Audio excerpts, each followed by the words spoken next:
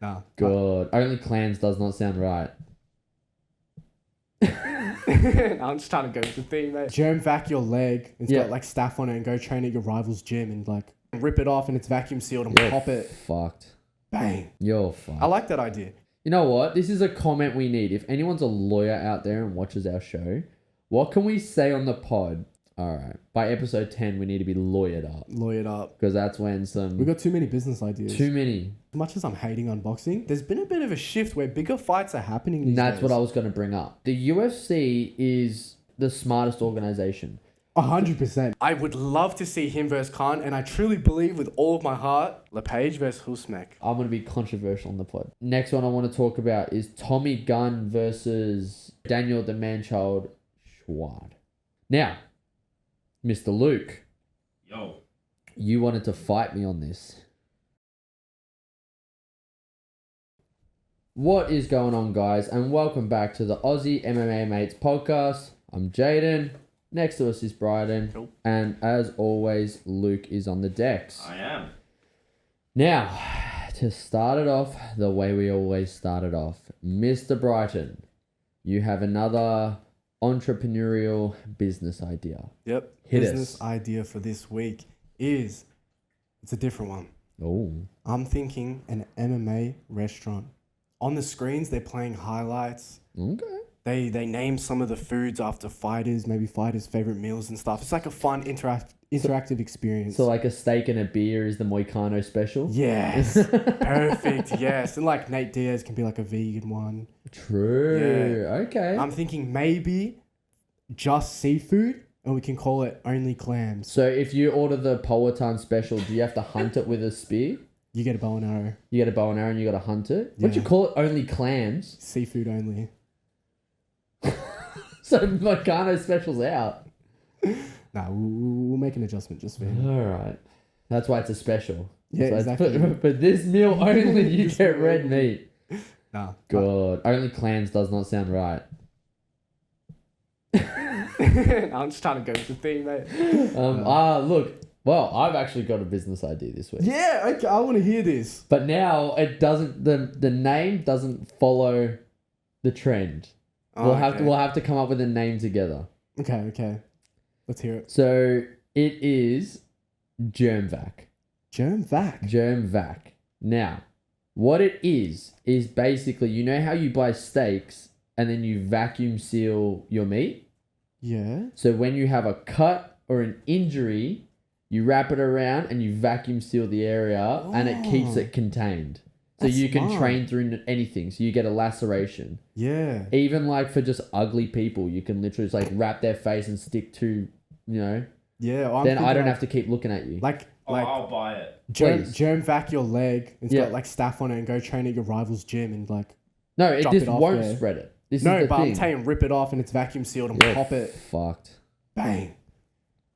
You're fucked. I like that idea. You know what I was thinking you were going to say? Germ vac. It's like a vacuum, but it's got like disinfectant in it and you vacuum the mats. Germs like spray. like a vacuum spray. Yeah. That's what I thought you were going to Nah, say. I was thinking about how can I seal up my meat, What? Whoa. Whoa. Oh. Whoa. Like now I Now understand. you're seeing where this is going? Yeah. So why are you already ordering it just after I said that? Pre-order. My card. why am I tap, getting- tap, tap, tap. Why am I getting messages saying like I need 3? Weirdo. But no. One for every bitch. Germvac. Yeah. Germvac. I'm actually legitimate. Like I'm gonna look into this. I'm not gonna lie. It's a good idea. It's Dude, a I was great sitting there because I'm idea. like, especially me, like I cut my hand at work this week and then I had to freaking tape my hand non-stop. Oh, I tape my hands at work. Yeah. It's Oh, so do you? bad. Yeah. Yeah. Like just my like where my fingernails are. Oh, I'll true. always be cutting on stuff. I Yeah, don't like that it. makes sense. But Yeah. yeah, so freaking, I was sitting there this week and I'm like, God, this is annoying me. Because it was a good cut too. Like I cut it on Rio and it's like, I need a way to fix this. So no, only clams. That's a fucking wild name. Nah, I don't know. That is a wild That's a name. good idea, A though. I germ like that. vac. These Germvac. are our 2 business ideas. Now, if anyone takes our business idea, Oh, what can we say? You know what? This is a comment we need. If anyone's a lawyer out there and watches our show, what can we say on the pod where we bring up an idea and as the idea owner, we get 10%? Yeah, I really. So don't if we know. give someone Just an like, idea, trademark. yeah, like trademark 10% to the pod. Like what? All right, we need to find a lawyer. Nah, straight up. Yeah. What episode is this? Episode 8? All right. By episode 10, we need to be lawyered up. Lawyered up. Because that's when some... We got too many business ideas. Too many.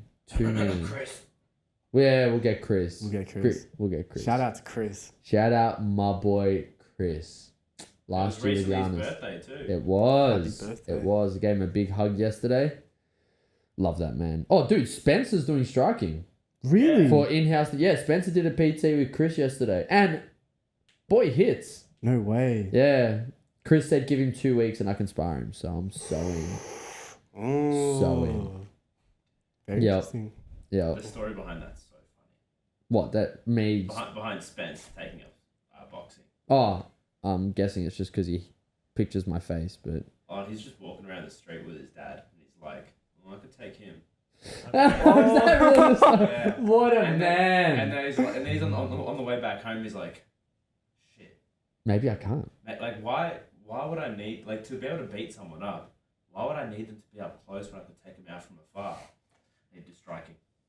That is No the way. greatest... Dude, how old Spence? 14? No, 14, 15? Yeah, I Something think like 15, that, yeah. Bro, that's some intuitive thinking at a young age. Nah, straight up. Shout out Spence, man. He's a problem. That's so funny though. The masculine urge to just walk around and constantly think, "I'll take him." Yeah. I got it. That is... So true. That guy's beaming with testosterone. I promise you, that's how I spend my day to day. I walk around being like, "Yeah, one takedown." Oh, really? Okay. I'm a wrestler, so what do you? Yeah. Feel free to release your highlights, your wrestling highlights. Go on my YouTube channel. Go most popular videos. 10,000 views. On your single leg? My single leg attempt. I didn't even finish the takedown. It's titled "My Very First Takedown Attempt." Got 10K views. Jesus. So everybody's like keen for it. They're like, "Holy shit, That is awesome. this guard player is trying to wrestle." That is awesome. Yeah. All right, now before we get into our topics of this week's pod, I just want to put out there that as we're recording this, Beterbiev versus Bivol 2 is live. Yep. I've got a group chat and they give like round by round analysis. Like they love talking about it. Shout out the Fight Banner group. The boys have got it 2-2 at the moment. Oh. Yeah, I'm not gonna lie. We all filming at this time is normal for us, and I was like, yeah, this is the one time where I'm like, I want to call in sick and just watch this fight. Like, Wait, so who won the first one? Beterbiev, Is he the one with the knockout record, the knockout? So he's like 28-0 with 28 knockouts. something like That that. was like his record. Yeah, and the yeah, other yeah. guy's a decision machine. Yeah. So then the weird thing is though is that in the first one, I hope I'm right, but I'll go down a little bit. Just scroll down a little bit, Luke. Yeah. Oh, and we've also got visuals of the screen this week. Let's go. So Beterbiev was 20-0 with 20 knockouts, and Bivol was 23-0. I believe he has some knockouts, but yeah. But Anyways, he's like a Bilal Muhammad. It's essentially this fight for the UFC fans out there, this boxing match is Shavkat versus Bilal. Yeah, but then the thing with this fight too is Bivol is the guy that beat Canelo. Yeah. So Canelo couldn't beat Bivol. Wait, so Bivol's the decision machine? Yeah. So But Bivol couldn't is even Muhammad. beat Bivol. Yeah. But then, Beterbiev has like the biggest hands you've ever seen. So And Shavkat he's won old. in this. Shavkat won in this. Shavkat won Beterbiev. that. Yeah, but then Bivol outlanded in the last one. Oh, but really? Beterbiev landed the bigger strikes. Oh, And so they boxing gave- do the same with damage? Well, that's where it's like, that's why it's an immediate rematch. Because it's like, everyone's like, no, Bivol won. Everyone's like, no, Beterbiev won. So it's like, it's just a big freaking... Wait, so who do you think's winning? Who do you think They is said going it's to win? 2-2. No, who do you I've think got is going to win? Beterbiev. I always think if you hit someone harder or if you land the bigger strikes, you win. So for example, you hit me 100 times, I hit you 50. But I look like I'm like fresh. Yeah. My face is unscathed. And you look like Sean Strickland after DDP. Yeah. Who do you think wins? Like if by a visual... Alex Volkanovski versus Islam Makhachev. Perfect example. Perfect example. Volk From a won. visual... You're like, Volk Volk won. won that. Because of that. So that's where it's a toss. I don't think the strikes were like excessively different. I don't think there was a massive difference, but I know Beterbiev did some damage. That's an interesting So fight. it's What about Joseph Parker? Dude, well, okay, this is what's interesting about this boxing card is that Shakur Stevenson and Parker had two very good matchups. Yeah. And both of them fell sick this week. Really? Yes. Well, they're opponents. So Okay, yeah. Shakur Stevenson is one of the best at his weight class. Joseph Parker is one of the best at his weight class. Mm-hmm. And both of them had, I believe, 5 day step-ins. So I know Shakur Stevenson's opponent, Josh Padley, he's a Sparky by trade. No and he way. was at work Tuesday when he got the call to fly out to Riyadh or Dubai and fight Shakur Stevenson on 5 days' notice. And then Joseph Parker's guy... Now, this is an interesting one. This is where oil money comes in. So Joseph Parker, I heard that they couldn't find him anyone. And then they found... I believe it's Bakole.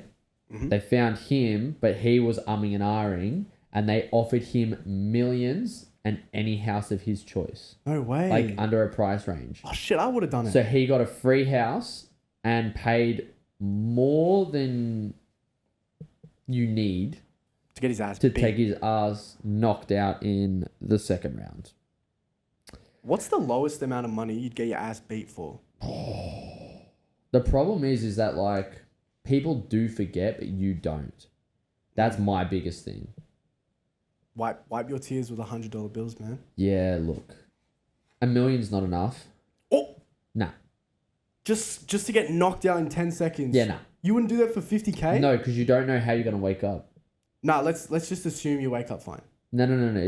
But you cannot. That's not how this goes. Oh, okay. Wait. So it's like that? It is no. So it is like you get knocked out and you're either Tony Ferguson afterwards or Floyd Mayweather, and you don't know the difference. Yeah, I'm not gonna lie. What if I promised you $1 billion, you can get knocked out, but you're not gonna wake up the next day? Are you taking it? Nah. That's how much you value your life, bro. Yep. Isn't that insane? But if I woke up valued like your life at $1 billion. Yep. More. Dude. Yeah, priceless. This is the thing you can't pay. You can't buy it. Yeah, literally. It's awesome. But no. So those two are very short notice. So this was meant to be the boxing card close of all time. Really? I mean, those three is stacked. That's what I mean. And then the fourth one is, and there's a funny meme to this. The fourth one, one more. Where is it? Zhao Zhang. Oh, yeah. I saw something about this guy. Yeah. What is it? So he's the guy, he's hilarious, but he's the guy that Pereira spars. Oh, really? Yeah. Yeah. And Pereira dropped him in training, and this guy beat him in the exact same way that Pereira dropped him. Oh, no way. So everyone's like, oh, Pereira gave away his freaking kryptonite. Yeah. I've seen that Chinese guy before. Yeah. He's the one that Pereira's team sparred. Quite a character. Hilarious. Like he literally is like, I'm gonna bang you. Yeah. And then he's like, oh, that's what I saw. No diddy. No diddy. Yes. That's what I saw. And then Agit had like the most awkward comeback. He's like, oh, maybe I'll bang you instead. And then even Shakur's just like, hey, yo. what the fuck? But no, so Shakur Stevenson is... so when it comes to boxing, right? Most of the time, you'll have these guys build up and build up and build up and build up and build up, and then they never fight the big guys in their prime. Mm-hmm. Now,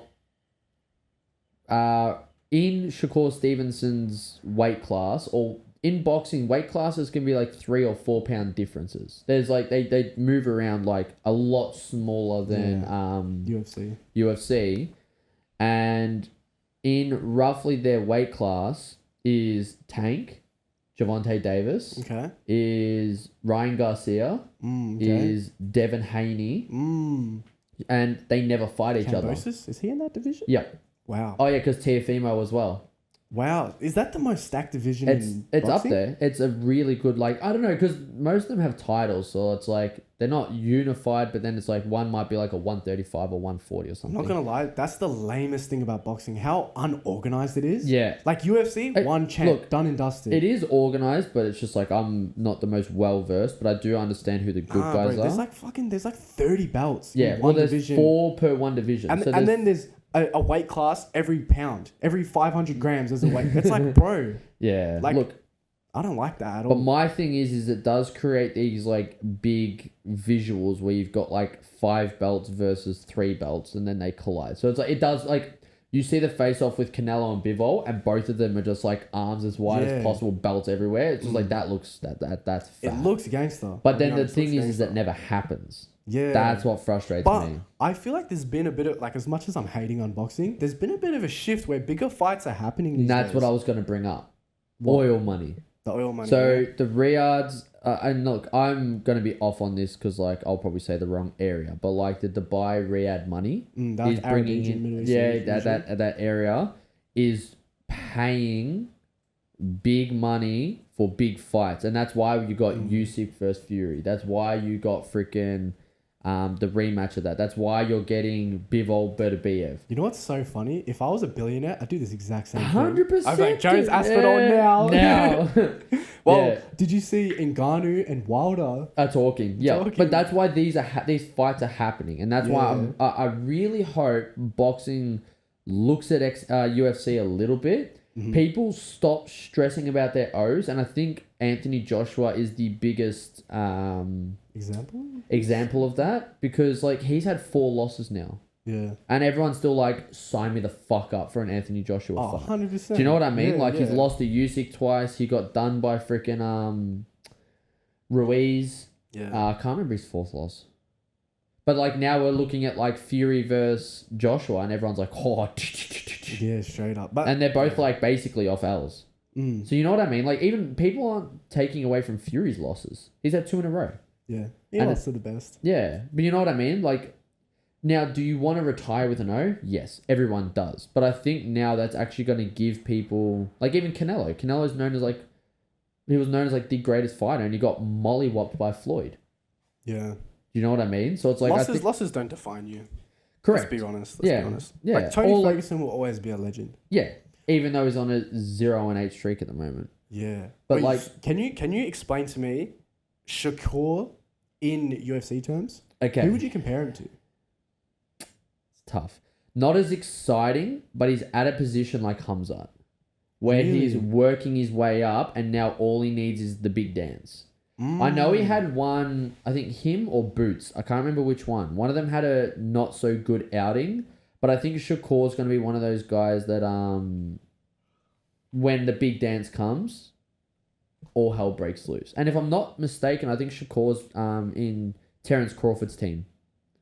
Yeah. So, yeah, it's going to be like, basically he's a massive up-and-comer, but like, well-established up-and-comer. But the problem is like, they have like, he's currently 23-0. So the problem, crazy record. Yeah. So the problem is like they have so many, and it's good. Like build them up and have that many fights. But now that your name's there, 23-0 and 11 knockouts. So solid. Now that freaking, I'm saying solid, like fucking I could ever step in the ring. Yeah, that's alright. yeah, not bad. But he just needs that big dance now. That's the problem. We need him to fight. And what's funny? This is what's funny, right? And I love this. Ryan Garcia was talking about Shakur, and he's like, I know boxing, he's nothing special. And everyone's like, so why don't you fight him? He's like, I'm not going to give him the day. So he's one of those guys that seems like some of the big boys don't want a bar of. Who do you think the biggest name in boxing is at the moment? I low-key think it's Garcia. Nah. He's only big because like you keep up with the streaming YouTube side, and he's very prevalent in that. But I'm saying like the biggest Canelo. name. Yeah, Canelo's up there. Canelo. But you don't Canelo think Garcia is Nah. more popular than thing? I reckon he is. If we look at like social media, like following, and that's what I mean. So in YouTube, yes, but I think in pay-per-views it doesn't come close, and Canelo wins. I think Canelo is him pay-per-views until he starts doing. Who do you think has the biggest following fights. then? Maybe Usyk?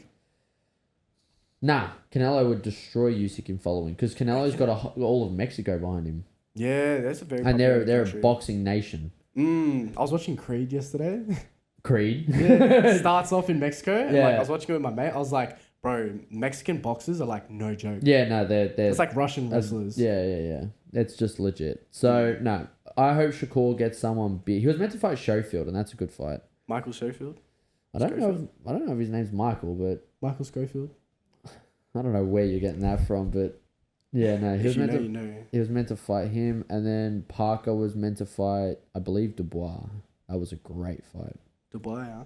And they both golt sick. Damn. And then freaking Schofield's dad was like, they tainted our food. They tainted our food. Hey, was it in Dubai? And then apparently the guy they sent in to fight Shakur, this Josh Padley guy, he was a massive underdog in his last fight, knocked out one of the Riyadh's boys. The Riyadhs paid him whatever he asked to get knocked out by Stevenson. It's just a revenge fight. Yeah. But boxing, bro. He's yeah. sorted anything. But boxing's fun at the moment, man. Boxing is really fun. It is like, for the first time in a long time, it is big fight after big fight after big fight. I'm glad the boxing's on today when the US, like, there's no pay-per-view on. Yeah. It's the worst when there's a pay-per-view and a big boxing event at the same time. I hate it. I hate it. It's like they're working together. There is a UFC fight night on as we speak too, but it is the Henry Cejudo one. So I will be, I'll be watching that one after this. Oh, yeah. I want to see him versus Song Yadong. That'll be a great fight. Still such a great fight. I don't know who to pick, but we gave our predictions last week. We did. There is a fight night coming up this week. It is... I'm going to butcher this name. Actually, you know what? Now that we can see the screen, we can all pronounce it together, but I still want Luke to announce the fighters. I think that's an important... It's a learning curve. It's a learning curve. So, Luke... I'm curving. Luke, can you please read the main event? It's right in front of you. Kape? Cool. Good try. Next. Versus Almabayev. That's really good. Perfect. How did you get the 37-letter word better than the 4? Legit. Isn't it Manuel Kape? I think it's Cup. Cool. I'm even wrong. But I don't know. Good Look, try. This is where we need Brie, because it's a Portuguese name. Yeah, very true. Now, Almabayev is a short notice. Yes. Yes. What's his record? Can you scroll down a little bit? Thanks, man. Right there. 21-2. God. Damn. But Cup ain't no joke. Yeah, and he's on like good win streak. A good win streak, high momentum, and he's murking everyone. He ain't no joke, bro. He ain't no joke. Nah. This is actually an interesting card. I watched a video on it. There's interesting. There's interesting fights on it, but there's nothing in my eyes. There's nothing that will blow your head back. Nothing to wake up for. Look, if it was early in the morning, I wouldn't set an alarm. No. But I'll definitely rewatch it. Look at the scores and the highlights. Kape versus Almabayev is a great fight. For sure. Great fight. Brundage versus Marquez. Marquez is so fun.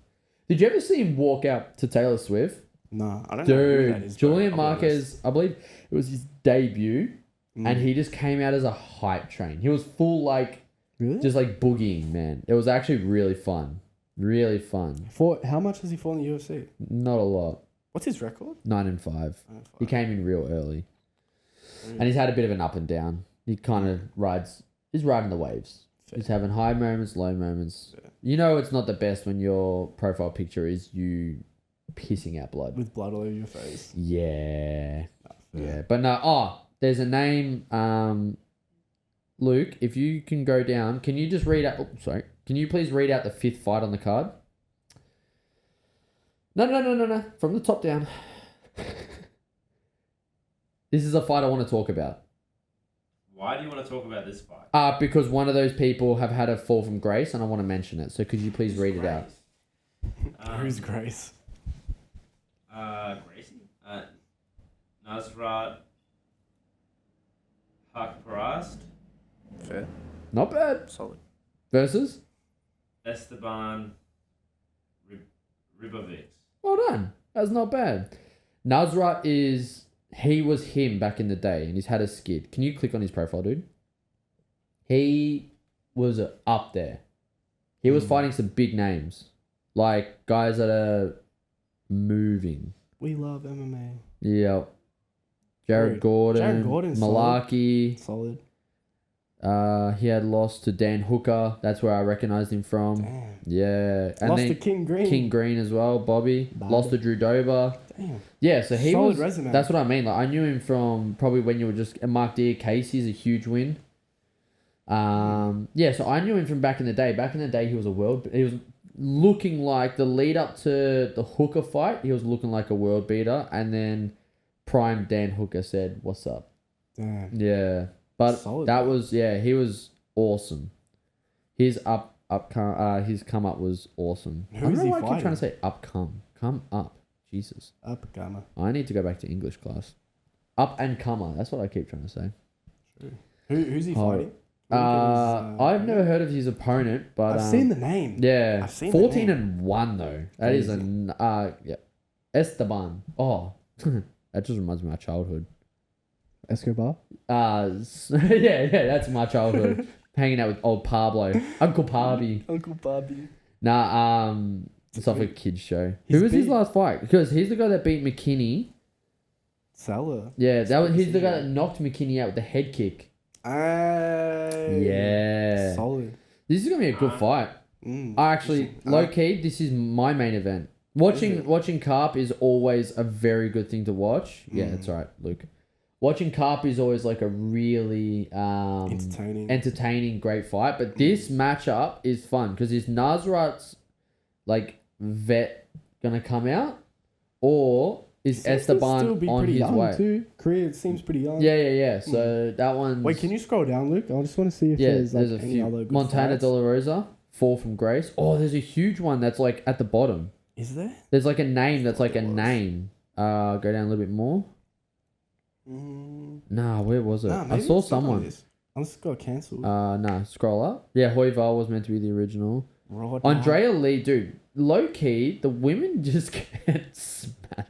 Andrea Lee versus JJ Aldrich is actually a decent fight. Who? Andrea Lee versus go down. Yep, there. Who? Andrea Lee. I know you're saying who is in who are they, but like these girls were like top 5 fighters. No way. Yeah, they were up there. They've had a little bit of a fall, but like So you're waking up for this one, huh? no. You will. I think JJ has OnlyFans, but No, she doesn't already know. okay, good. No, I'm Good, kidding. I'm kidding. I'm joking. Look, don't check it. Do not bring OnlyFans up on my fiance's computer. What's going to be more of a shock when she sees the search history or see that it's logged in? Yeah, both. Yeah, why is Brighton's password saved? But no, look, it's not a, like I said, yeah, we sit here saying like, oh, it's not something we'd wake up for, or like, it's not going to be, but understand the UFC is like, I honestly put them as the smartest organization. 100%. The without a fighters, doubt. so this on paper, right, is a pretty weak card. Like they always have they load fighters up on some, they have weak ones others, they've got places they have to like, for example, this is in Vegas. They own Vegas Fight World. Vegas is them. So this doesn't matter if it's a big card, it's not. Then they go to like Dubai and they're like, oh, we'll throw you fucking 8 like big names. So they do have like strong and weak cards. Yeah. But on these cards is where you'll see fireworks. All these guys leading up, they will basically set it up. So there's like, not that they're rigging fights, I'm not meaning like that obviously, but they'll set it up. So there's like 8 finishes. Yeah. Like they will set it up where like everyone this is broken boring and they need something correct. big. They So need, that's and like they're trying to make their name. Like everybody on this card has the chance to be the most spoken about thing that happens. Yeah. Because you know what tends to happen?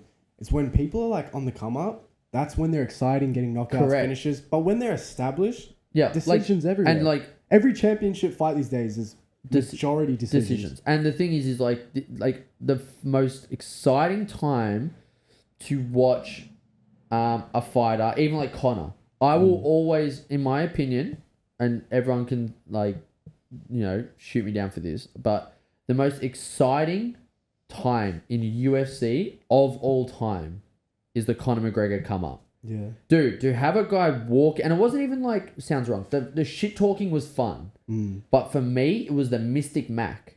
Yeah. Up until, including the Eddie Alvarez fight, he had an 83% strike rate of his prediction to outcome. That's crazy. So it was something like if you bet on the method of victory and round on Conor McGregor, you would be up like 28 grand on $10. Bro, that's insane. Like He's if you telling just everyone. He's like, guys, put this in this week. Yeah, and this is the week's bet slip. That is what made him who he is. It wasn't like yes, he was getting finishes and that, but he was talking and he was being like, I'm gonna knock you out this round. Yeah. And everyone's like, and then bang. Boom. And he was doing it to like, everyone was like, oh, him versus Dustin's going to be close. Him versus Denisova. How is he going to get through? Denisova is one of the most durable fighters. Are we going to see another Conor McGregor? I think we have. Like, Sugar was pretty good at it. But he's not he's on the mic. Yeah. Lacking. Yeah, Hamza. I think Hamza was... It's not even... But like what he did, like a 7-day turnaround and that kind of... Like, up until now, Hamza was must-see TV in my opinion. Nah, but... Look, it's so... I think, I know it's hard, like... But I think the other thing too is he turned like... And I'm going to be so off on these numbers. But he turned like a $500 million company into like a $4 billion company in his run. So you're asking someone to basically turn like a $4 billion company into a $25 billion through viewership. Like Conor made so many people tune in, and that's what made him so special. But yeah, it's kind of like, honestly, Gordon Ryan, in my opinion, is as close to Conor McGregor as we'll find. If anything, I actually think he's even better because of what he did with the predictions. Even though he lost to Josh Saunders. Okay. You need to learn to watch Jits. I watched Jits this week, actually. I'm so proud of you. This weekend. Well, thanks, bro. and you missed the big fights, but you... No, I saw one the of the big fights. You I missed saw the one big of the fights. biggest ones. I'm glad I missed Did you watch Mikhail?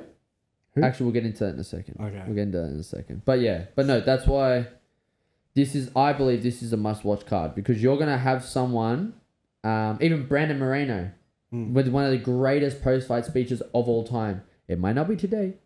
It might not be tomorrow. But I promise you guys, one day, I will be champion. Then bang. It was like must-watch. Like, can this guy? So everyone in this card... He said that and got cut in his next fight. And then came back and won the championship. Yeah, bro, he's like, I promise I'll be champ one day. And then... Cut to his next fight. He's like, shit, I'm not even in the UFC anymore. Yeah, and then came back, cleaned out and won the title. Fair, that's a comeback story. That dude, Moreno is him. While collecting Lego the whole time. Yeah. So he's a Lego guy. Yeah, he's got like a whole room dedicated to toys that him and his kids play with. It's actually freaking, I find it G shit. But no, so these cards, as much as it's like, oh, I want to see, the big names fight and whatnot, I would put money on over 50% of these fights are a submission or a knockout. Yeah. It is not often. That. It is not often that a weak card has low finish rates. So I think Kape gets a finish. Because it's main event. Nah, I still have him. He's really that exciting. Yeah, he's a very aggressive fighter. But yeah, I would say the prelims on Apex cards is like majority finishes. I'm pretty sure this is Apex. Yeah, it would be. It's in Vegas. Yeah. Yep. It's in Vegas and it's a fight night. Yep. Gotta be. Yeah. Oh yeah, Apex venue. Apex. So yeah. Yeah. It'll be a fun one. And in the Apex, okay, I love fights in the Apex because you can hear everything. You hear like what fight was I watching? I think it was a Volkov fight. And dude, it sounded like he was throwing baseball bats on someone. No, it was Yuri versus Reyes. Was in there, and Yuri's hands when he hit sounded like dynamite going off. That was one of the best fights I've ever watched. Yep, and that was in the Apex, and you could hear every punch. You hear the leather on every punch. It was the best. That fight, I remember exactly what I was doing. I was making noodles. That is hilarious. I was munching on noodles, and Yuri, this brand new guy, spinning elbow, bang. And that's what I mean. Like, how exciting is like when you find a fighter like that, and then you're like, oh, I know something someone else doesn't. Like, I know about this guy. Me? That was me with Tuivasa. Interesting. When he was gonna fight Derek Lewis, like he was a mad underdog. And I was saying to everyone, I was like, no, trust me, his boxing is crazy. Yeah. Now, not so much. Now they should do a rematch. Honestly, that's actually a great fight. Would love to see that. That's a great. Oh no, because he just lost to Rosenstruck. Why does he get Derek Lewis after Rosenstruck loss? Who did Derek Lewis last beat? Higher ranked than that. Did he? Yeah. But no, that is fight night done. Yeah, what do we have next? Now, Fusion? Yeah, let's discuss All Fusion. right, so...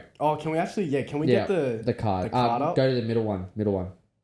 Because I want to start from the very Go first into the middle. fight of the night. Yeah, middle tab. Because I'm not logged in. Oh, won't let you? Oh, that's right. You talk about the ones you remember. So Okay. your first one, the little peewees? Little kids. Yeah? It was like Roman Ciccone versus some other yeah. like 7-year-old. Man, that's crazy. That guy's had a few fights Yeah. in the Melbourne Pavilion. Like, Yeah. hey, this kid's destined So- for greatness. What we're talking about is the Fusion Fighting Championship. Now, I've had the blessing of being on it. It is a pay-per-view organization. Yep. Basically, how it works is they rent out one of the, let's call it the most prestigious fight locations. Easily. In Melbourne. In Melbourne. And what they do is they host anywhere from Australian title kickboxing fights to regional boxing and kickboxing fights like VAMA. MMA. And they host Hex, Path to Hex, which is our local MMA scene, which is actually Amateurs and how professionals. Izzy got into the UFC through Yep. Hex. So Izzy fought in the pavilion. So the pavilion ain't no joke. No, it's a prestigious place to fight, but it's not going to be like your 1,000, 2,000 crowd. You'll probably get like 500-600 people in there. Oh, yeah. Yeah, but it's a fun like. It's actually insane. Aaron, that dude, you shout fought out our there, boy bro. Aaron. Like Aaron versus Cage. That was one of the greatest places I've ever been, because like all of their team was on one side, all of us were on the other, and I felt like animosity. That yeah, night. and but it was all love. Like everyone loved everyone. Like I I'm very like in the like. I wouldn't say we're mates, but like me and the Fisher brothers' dad, Joel, yeah, every grappling tournament's a big catch. Oh, you ever seen that? Yeah, all the time. man. Yeah. No, I just felt like I was wearing an XFC hoodie. Anybody I saw in the Primal hoodie, you're I was a bit like, bring it. my guy's gonna smash your boy. Exactly. But no, so like they recently hosted a jiu-jitsu slash combat jiu-jitsu, this is the biggest combat jiu-jitsu platform In the world. besides EBI. Yep. Besides the Eddie Bravo Invitational, this is the biggest one I know of. And this card was stacked with It actually was. Australian grapplers. Yes. It was... Like, I don't watch big- jiu-jitsu at all, and I watched this. Yeah. It was great. It was a stacked card. Okay, I want to start with these little peewees. Yeah. Ciccone versus Fiok. Great fight. Like, just seeing these little kids fight is incredible. Yeah. The next fight, like, I don't know, just quick shout out to them. The next fight, Mikhail Mikhail is a Tamos must-watch TV. versus Newman. Hey, shout out to Newman because he's stoic, man. Yeah. He came in like versing the Anatolian Wolf. Yeah. That Tamos kid, But Mikhail. that kid is Bro, he's like gonna be crazy, you know? yeah. Like, Oh, what a destined for some woman. greatness. Sammy just sorting out our freaking chilling. issues. So we are for the first time got a screen in front of us. So sorry if we're a little bit looking at it too much, but this is new for us. I don't even think it matters, man. I think it's all good to look at. But look, it is yeah. You opening up? Yeah, legend. Yeah. So this So Tamos Mikhail guy, is Tamos. a little freak, man. Like the he's Anatolian Wolf. Yeah, he's under Burak. Next one. We're talking about the first. Yeah, The prelims, legend. huh? Yeah. Prelims. So look, Mikhail Tamos is a legend. In the local scene, I've got him.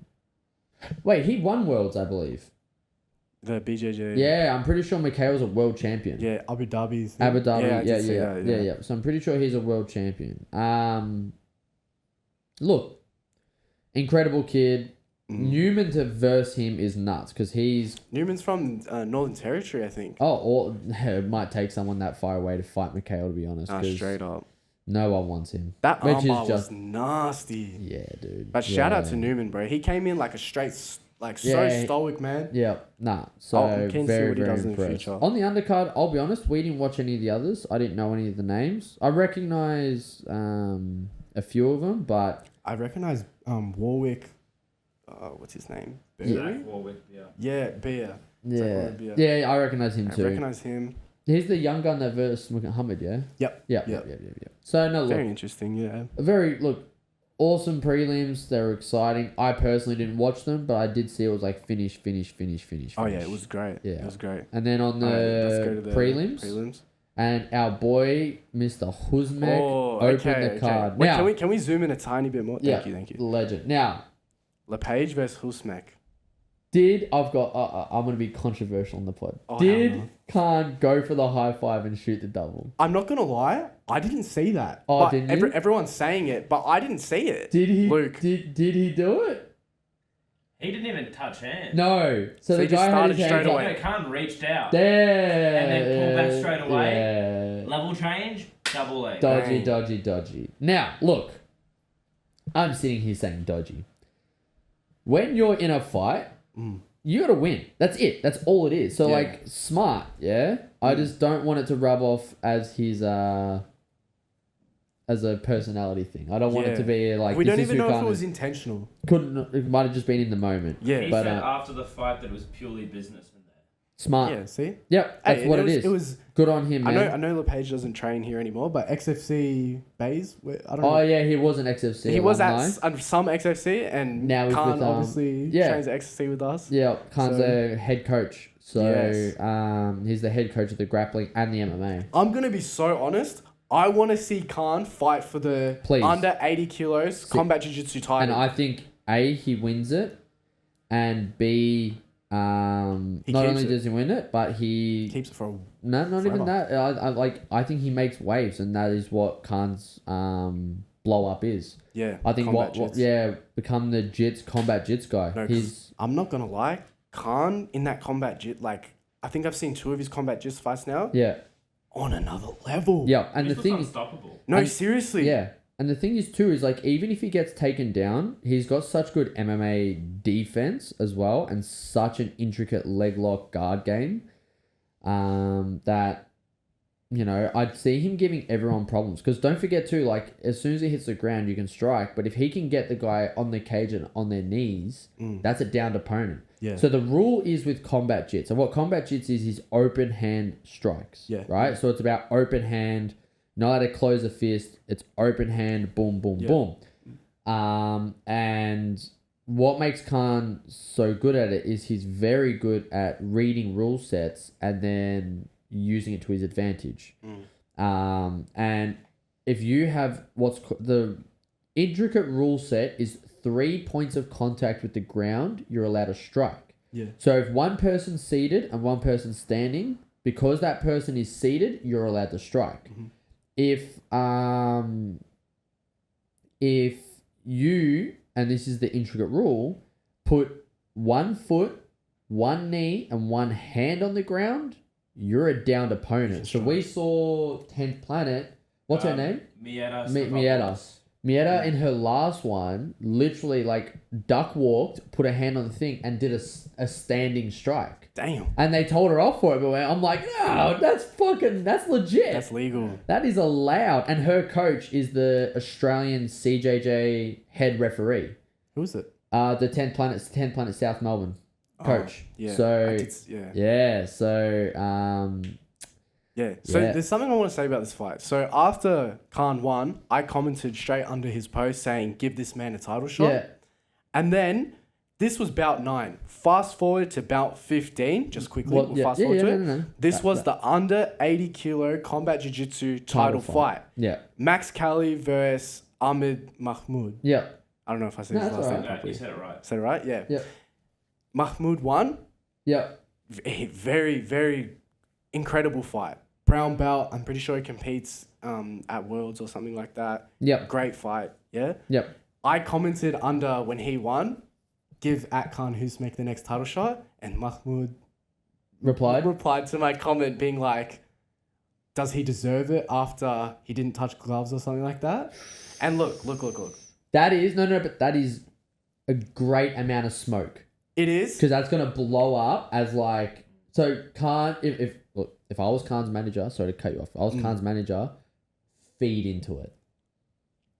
What went through my head was I was gonna write something cheeky, but I was like, look, Not your place. I'm not talking shit to a brown belt world champion combat jits. This guy will eat me alive. So hey, I would love to see him versus Kaan, and I truly believe with all of my heart Kaan wins that. Yep. But I think it's an incredible fight. That Regardless. is, I honestly have that as a not main event, but like a second or third fight like like either co-main or the one before the co-main. Those two boys scrapping, because I think the online back and forth that can happen with that too. Yeah. And I want Kaan to just be a little bit of heel in this one. Yeah. Be like, and literally just be like, dude, it's business. Yeah. Well, the thing is, Mahmoud said that he wants to go down to 77 and capture that belt, or he wants to defend the under 80 again. So maybe Kaan can make both weights. Oh, can he? Kaan can. I'm not gonna lie. Kaan looks a lot bigger than Ahmed. Yeah, but Kaan can make both weights comfortably. 77. Because it's same. I don't know if he said weighing. maybe he didn't say 77, but I feel like he did. But all right, even if he wants to go down, grab the 77 kilo belt, and then in his next fight meet Kaan at 80 and defend his belt again. I think Kaan should be next. I think Me too. Because who else is out there that's making waves? Legit. No one. No, literally. So and Kaan's on a win streak in this division. Yeah. Like Kaan's it's literally 2-0 at Combat Jiu-Jitsu. Is it 2 or is it 3? It might be 3 because he beat his last guy. DJ. Yeah, the DJ, and then prior to that, I know he had another one. Interesting. I thought he lost to the judoka. Because the one before that was me, and then the one before that, he versus the judoka, I thought. I can't remember. I could be missing one. But yeah, look, sign Kaan up for the belt, man. For sure. If we can promote it, please. For sure. Please. When was the last time that he's lost in grappling? The trials, isn't it? Yeah. Yeah. No. Pain packs. Yeah. Pan packs. Yeah. Yep. Yeah. Which is no slouch. Brown belt pan. No one's brown belt pan packs, yeah. This ain't no Savage Grappling. Yeah, no one's upset about that. No disrespect to Savage Grappling. I'm speaking here as the 70-kilo gi white belt champ. That's Savage. Yeah, Savage. No, did you come second last time? We didn't talk about that one. Okay. We just skipped the last one? We skipped the last one, but the one before that? The one before that, the reigning, defending. Defending, it was the first time you won. And then I lost it the next one. So reigning, haven't been able to defend, champion of Savage. Nah, but to be fair, the guy that beat me is now blue belt. So cool. By default? Nope. No. All right, next, you've got to win it. Next one, you have to win. Next Savage is the vacant belt. Vacant belt. When's the next Savage? Everyone stay tuned. I'm pretty sure it's in a couple of weeks. Nah, chilling. All right. Belt 10. Look, snooze fest.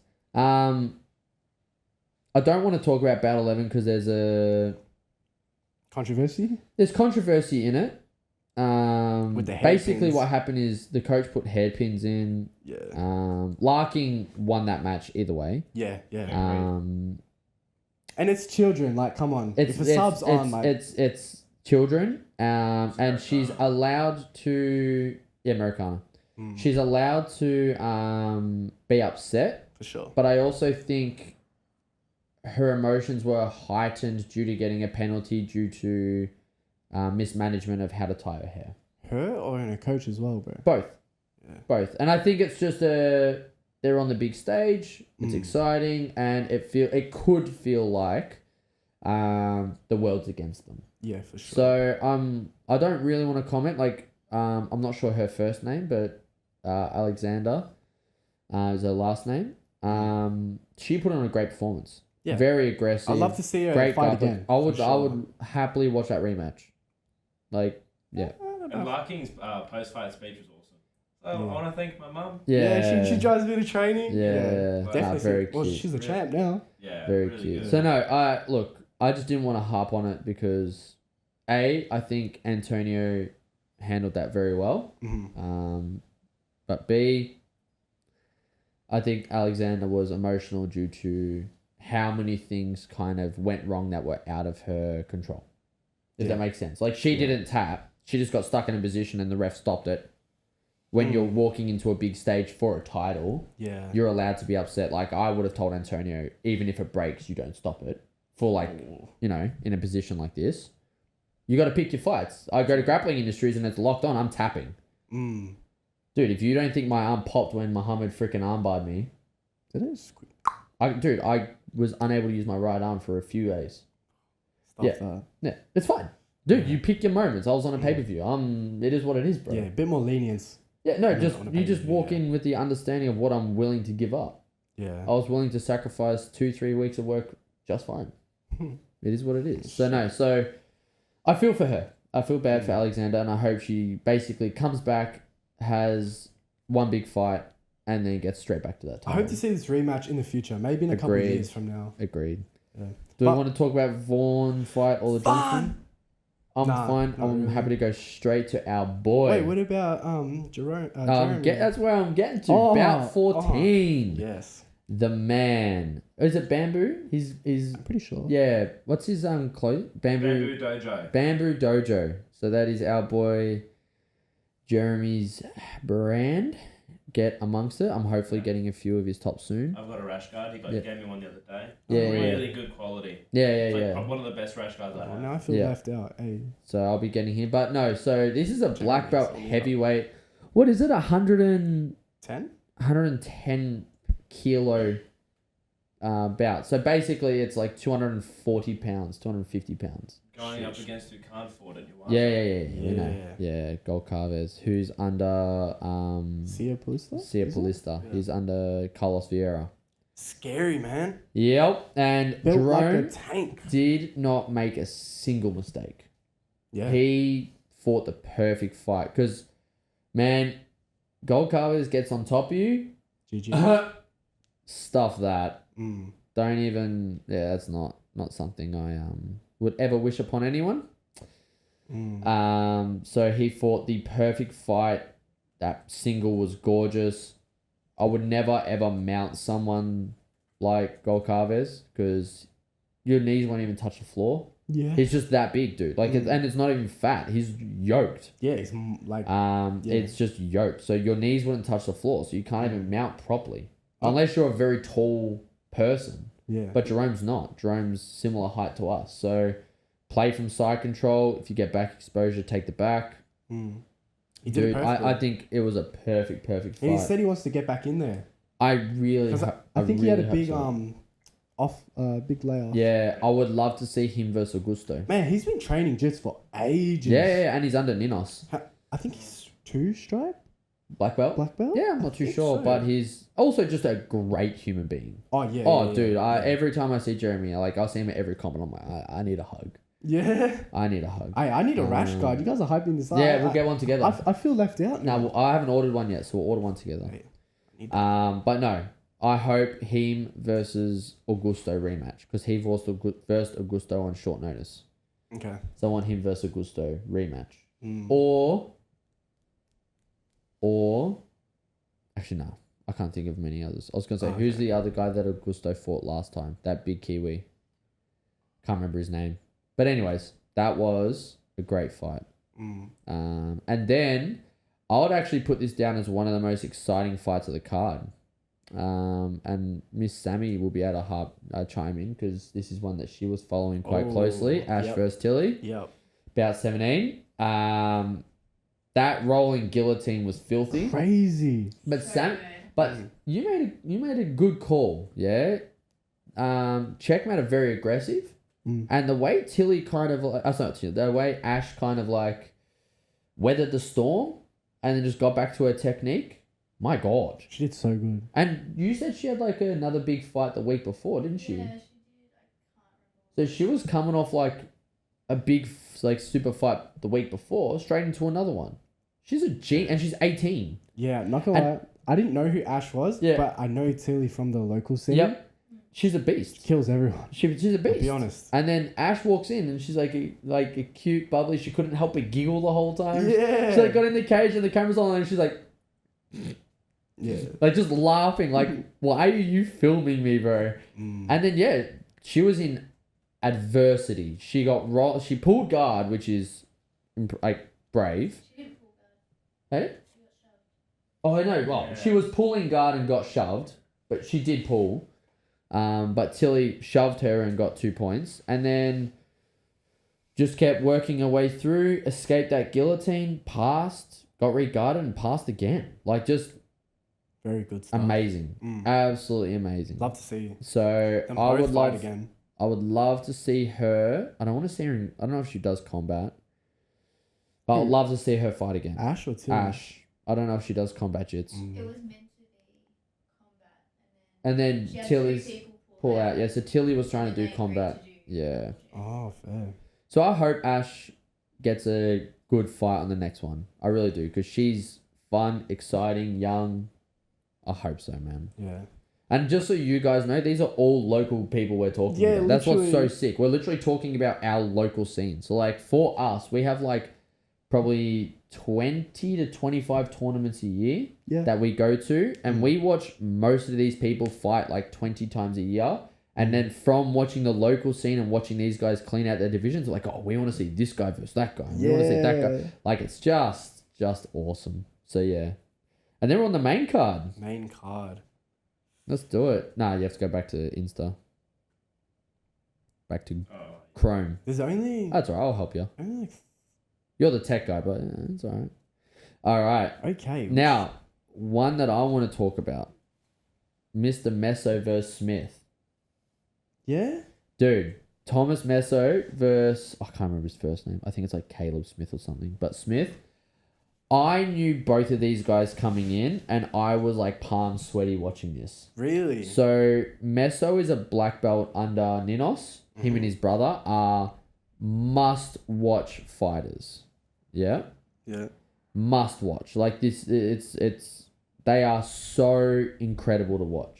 And I even walked up to his brother thing, and I'm like, hey bro, I know you don't know me, but I saw you on the mat. I just want to say I love watching you fight. And he's No like, way. he's just like, oh, thanks, dude. I'm like, yeah, dude. Like, I'm honestly, anytime these guys, or Colby Allen fight, it's must watch TV for me. Yeah? They're the young guns coming out of, so you know the two brothers that you say are on these cards, like the two lanky. Yeah. These guys are black belts at that gym. Yeah, AET. Yeah, so they're all in the same. So you love the brothers, the youth guys? We're talking about Zane and... Yeah. I can't... They're beasts. It's on the tip of my tongue, but They're Breach. absolute- If you see the last name, Breach, Yeah. Breach, whatever. Breach, yeah. on a fusion card, You gotta watch that. Must watch. For Must me, that is Tom Messo and his brother. yeah? Yeah. So if you see Michael Messo last Messo. name. You see Messo is must watch. Now, the reason I was a bit palm sweaty for this one is because Smith is someone my coach used to compete against all the time. Really? Yeah. So Walid used to verse Smith at blue and purple non-stop. No way. Yeah. And Walid said it was always war. It was war. It was...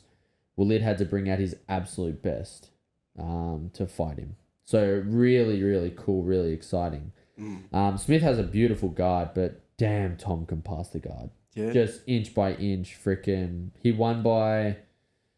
I can't remember if it was one guard pass or two. Did but Tom win? Yeah. Messo won. Won by decision. Pulled guard immediately, swept, got on top, and then Smith was playing the De La Riva with the underhook. Really annoying guard to deal with. And then Messo just did a great job of just like stuffing that top knee. Soon as Smith moved on, like basically Messo forced him super heavy hips, burnt his legs out, as in burnt Smith's legs out. And as soon as freaking Smith went to move on, Tom cut his guard up. Like literally he was doing freaking, I don't know, cutting paper. Like literally just past a black belt guard at will. And he's 23 years old. Ridiculous. It is just, he was, for me, that was a huge fight. This is that like the was highest awesome. level of grappling. Like, Yeah, dude. how do we have this in Melbourne? These are Pan Pac's gold medal matches we're watching. Yeah, literally. Yeah. So Thomas Messo won by decision. Must watch TV. And then this is not up to date. Can you go, because you got Jet and everything on there. So go down. No, I think last minute. Yeah, go down because you got the MMA fight. Pause there. Yep, that's all we need.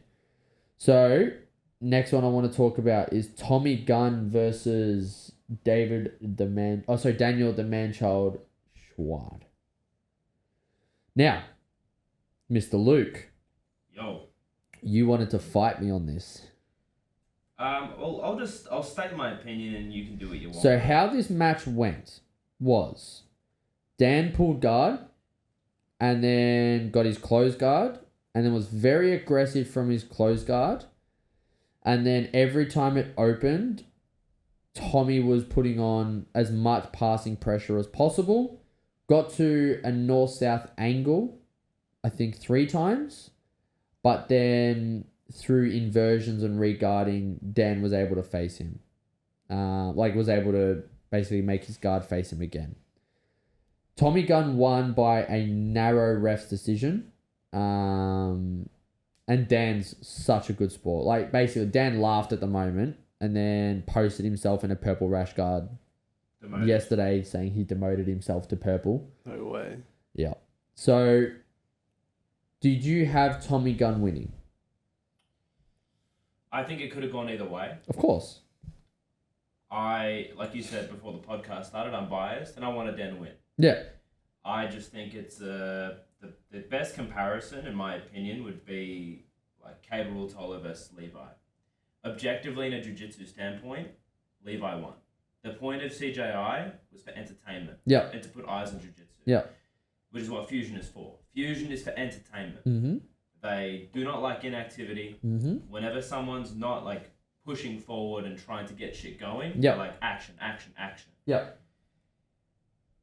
But for me, like, I'm in two worlds because like I said, you could say Tommy won because he looked like he was more active. He was on top. He was playing top position, and he was like pushing forward. However, the only time that Dan was ever in threat of his guard being passed was the one under the leg sequence that he started working. Otherwise, I don't think there was any threat of his guard being passed. So then the thing is, though, is that what threat did Dan put on a legit submission? Because none of those triangles were close.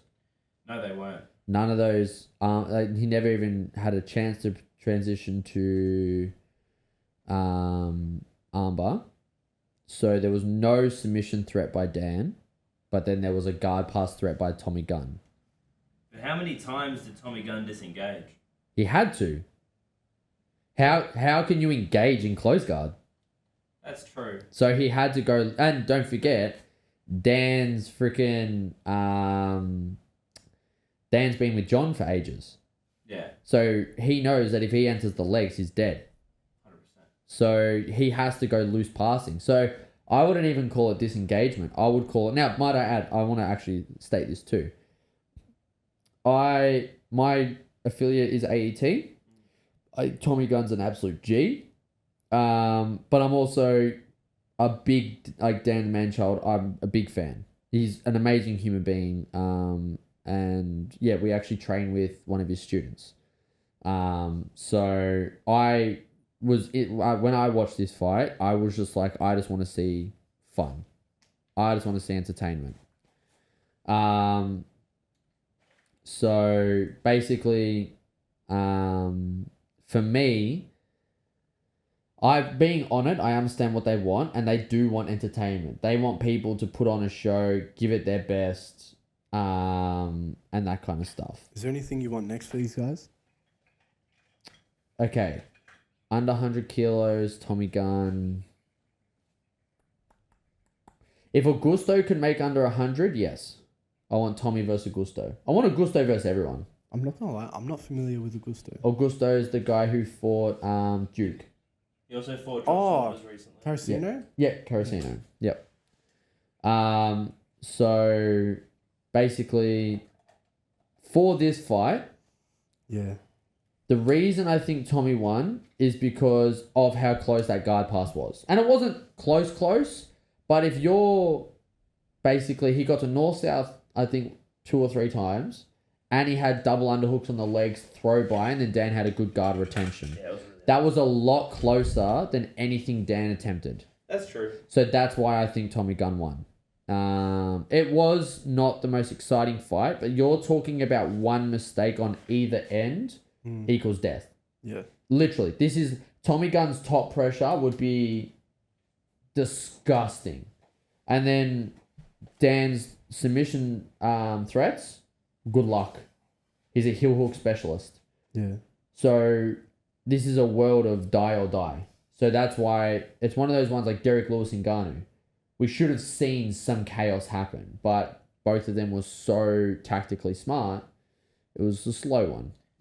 Do you not think you could say that Tommy was a bit stally? Nope. When he was in the close guard? Nope. He didn't stand up once. Cool. And if he did, then Dan enters K guard and gets an inside heel hook. That's true. So again, you've got to look at tactical proficiency, yeah? And with that, Tommy had no choice but to make sure that Dan got zero connection to his legs. Zero. Because any connection to his legs and it's done. And even though he trains with Colby, and Colby, I would say, is probably top 5 leg locker in the country. And I would have Colby above Dan in leg locks, just so you know. And even though Tommy has him there, it doesn't mean he's as well versed in that world. So I think if Dan got onto a leg, done. And I think Tommy is smart enough to know that. But when I say think, he's not a Ninos black belt for no reason. So I think Tommy had to play it like that. Same as like my last match at Grappling Industries against that guy. I didn't get to go I didn't get to fight how I wanted to fight, because if I gave him my neck, I was done. If I gave him a heel, I was done. So you have to play in this lane of safety while still trying to achieve what you want to achieve. Now, if you're in someone's guard, right, then... you're in someone's closed guard. Especially in no-gi, there's nothing offensive you can do. Your only objective is to open the closed guard. That's all you've got. There's one dodgy gi technique you can go for, which is the bread cutter. And then that's it. And even then, you're armbar susceptible. So it's like... It's the same as, like, for example, someone taking your back. Like, you're not putting on single leg X or anything unless you escape the back. Dance from the back. Yeah, but, like, you know what I mean? So, like, Tommy has no choice but to only be defensively sound. And then when he opens the guard, he has to be distance aware so that Daniel had no entry. So it's like, do you know what I mean? So it looks stally, but it's not. Because one mistake and you've got Dan leg locking you, who, might I add, not only has trained with John, is Lachlan Giles black belt. So from his come up, he's been leg lock freaking weary the whole time. So Tommy has no choice. He has no choice. Or you're asking him to literally put his feet on coals. Like walk the fucking hot track. Isn't that what's required to fight the best people though? But you've got to stay out of their game. You don't get that choice. So like that's like saying, all right, you go versus Gordon Ryan, right? And the way we're going to beat him is you're going to escape everything he does and leave your legs open. Go for it. That's true. Like, no, man. Come on. You're going to freaking keep your legs as far away. If you could make it so Gordon never grips you, perfect. And even then we'll still lose. But do you know what I mean? Like, so Tommy had no choice. The way I saw this is Tommy was so defensively smart that Dan couldn't do a thing. And I think that's what's the most impressive thing about this fight.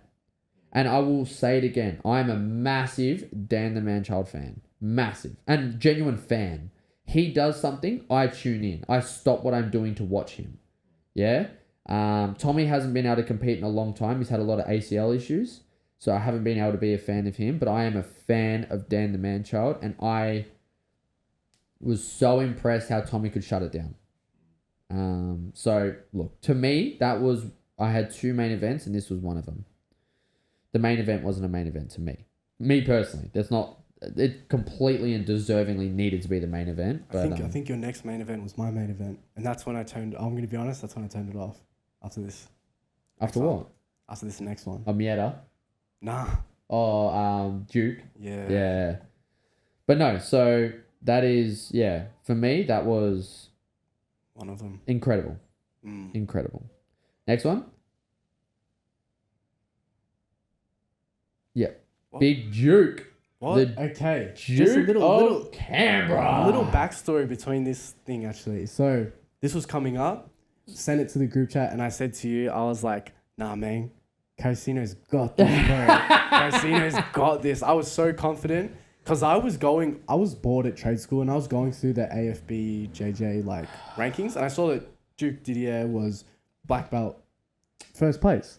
I was like, wow, incredible. But then I seen Carasino go on his Instagram. I'm like, nah, this guy's a straight G. Like, this guy's a killer. I thought he was going to win, and I truly did think that. But can I share a little secret with you? The day before or the night of the Fusion card, I start doing like my little research again, and I see that Carosino, yeah, he won gold, IBJJF, all that, but in the gi, Duke Didier, no gi. This is a no gi fight, bro. So there's a common theme in our group. And this is why the podcast is fun, because it's not a topic I'm... Like, UFC, I love the UFC and that, but I'll happily kind of, like, just put my heart in it. Yeah. But with most things, and by most, I mean probably, like, 90% of things, I'm right. And if I put my money on Duke, and I love Augusto. Augusto's the man. And, look, I know I'm throwing names, and I won't throw a name, but I have a close friend who had 2 opportunities, and both on Boa. Mm-hmm. One to fight Augusto, one to fight Duke. And he fought Augusto. He didn't take that Duke fight. He said, no, it's not that he didn't take it. He told him to get fucked. Why? What do you mean? Fuck no, he's not fighting him. Yeah, fuck no, get fucked. Not touching him with a 10-foot pole. I mean, how did that fight turn out? We see Duke. As I expected. What kind of takedown did he get? He just lifted him and dumped him. Just bang. It was just like basically like a side body lock and then lifted and turned him. Yeah. Yeah. Because he's also a black belt in judo, I think. Yep. Very nice. Duke is the man. Competed at the Olympics for judo in 2012. Duke is the man. 8-2 in MMA. Crazy. Yep. Fought on one championship short notice. Yeah. I think he still fights something. I don't know if he's fought in a while. But Duke, anytime Duke's in, sign me up. I want Duke versus Josh Saunders. Yeah, I was thinking that. Yeah, I was gonna say that as a joke, but now that you've said sign it, me up. I wanted to bring Josh Saunders back for FFC. They got to pay him a lot. Yeah, I'm sure. He's not cheap. Yeah, I'm sure. But who else is gonna pay him, bro? Like WNO? WNO? Need it? WNO or maybe UFC Invitationals? Yep. Yeah. 10 grand each, plus his coaching. 10 grand each. No, 10 grand to fight. There's not much at all. May as well just fight on Fusion, make the fans happy, hometown and all that. But you still got to fly down. You still got to have a hotel. You still got to make weight. You still got to. Yeah, let's just do it. But this is the under 100 kilo. I can't believe Duke is under 100. Oh, I don't think Josh Saunders is making under 100, bro. No, he's not making under 160. That's crazy. But then okay, so here's an interesting one. Oh no, they're teammates. Who? What? I was gonna say Tommy Gunn versus Duke, but they're teammates. I'll do Dan versus Duke. That'd be fun. Dan will pull guard. We'll see if Duke can pass. Is anybody beating Duke though? Josh. I don't know if Duke. I don't know if they fought. I'm gonna look it up after. But Josh. It's not happening, bro. Yeah. It's not happening. And then your co-main. No, I actually didn't watch this. My God, Mietta is a tank. What belt is she, Luke? I'm not sure. Okay. I think she's purple. Yeah. I think. So Mietta is now the first ever double champ of Fusion. And yeah, she's a bad bitch. Bro, I want to see Fusion get so big because this is like, bro, we're only 7 Fusions in and this is so exciting to me. They're doing great. Look, it's such a fun promotion. But no, Mietta is incredible. Honestly, the only thing I have to say about this is her opponent is so durable. She's a tough chick. Yeah. Short notice too, Sammy, wasn't it? Mietta's opponent? Or was she... Okay. Oh no, she was there the whole time. Sorry, my fault. But no, Mietta was very impressive. It was a decision win. But Mietta had a triangle locked on for about 2.5 minutes. Damn. And couldn't finish it. And was striking her, it's combat jits, and was striking her in the triangle, and this girl still not. It's amazing how she doesn't give up. But Gonzalez came out of it and she was gassed. Yeah. But as we all know, being in a triangle is quite tiring. So I got my cauliflower. Oh, we know. We know. But no. So Mietta is her. I have no idea who she fights next. No idea. Get Mackenzie Dern down. And then your main event. Now, Justin Robertson, I've followed for a while. Really? I've known him in the junior scene. He's trained for like 15 years now. Damn. He is a bad man. So the guy he versed... He's not a black belt though, is No, he? he's purple. Oh, he's purple? Yeah. So the guy he versed, what's his name? He's the 10th planet brown belt. McIntyre. Incredible guard. Mm-hmm. So when I fought on Fusion, he randomly was playing... I don't say randomly. He was playing rubber guard.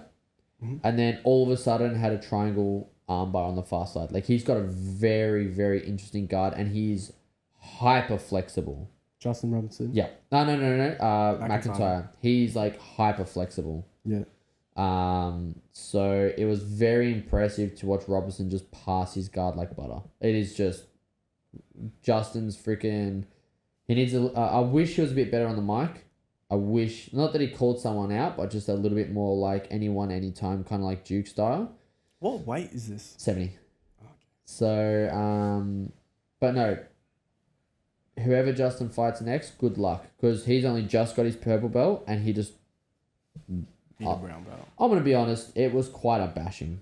I've seen the name before. Yeah. I think he fought on Fusion. He has. He's the soup guy that did all the suplexes when it was on my card. He did like 6 suplexes. That must be when I seen him. So... These dominance guys.